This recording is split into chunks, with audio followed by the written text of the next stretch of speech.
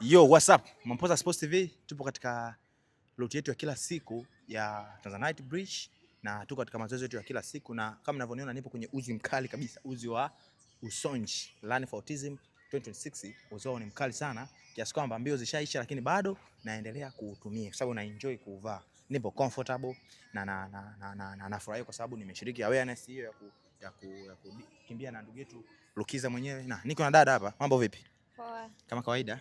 Salama. Unaitwa nani? Naitwa Naila. Naila, oh wow, umependeza.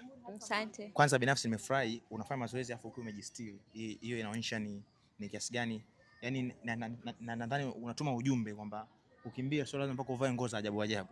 Unaweza kujistiri vizuri na bado ukafanya mazoezi. Ndio. Unaishi wapi? Upanga. Upango, wow, okay, hongera. Unawashauri nini watu ambao kwanza unafanya mazoezi ni kwa muda gani sasa hivi tangu umeanza kufanya mazoezi? Toka mwaka jana kwa sababu nilipata tatizo la kiafya kwa ikabidi nianze mazoezi, kwa hiyo imenisaidia sana. Mabadiliko ni makubwa and kila saa nataka throughout the day I'm looking forward to walk. Nimeanza tu kutembea. Okay. Yeah. Sawa, sasa unawashauri nini ambao wapo majumbani lakini hawataki kufanya mazoezi au wanaogopa kufanya mazoezi, hawajui waanzaje?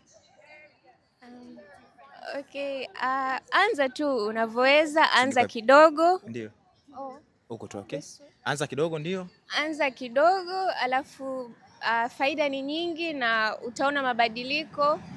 Hata unapopangilia siku yako utafurahia, utakuwa na furaha. Utafurahi in short hivyo. Naam, dada anakwambia mazoezi ni afya na ukianza kufanya mazoezi unakuwa unajisikia furaha. Anachokizungumza dada sio kigeni machoni mwangu wala sio na kiishi. Mimi mwenyewe nafanya mazoezi kwa ajili ya kuenjoy lakini pia kutengeneza mwili. Na dada una nini cha kuambia watu na cha kumalizia kuhusu swala la nini tuseme la mazoezi, tuseme kwa mfano. Una nini cha kuambia watu na kumalizia kabisa ili nikuache uendelee kufanya mazoezi? Okay.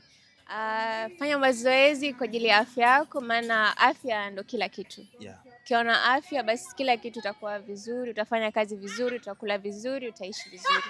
Okay, nashukuru sana. Asante.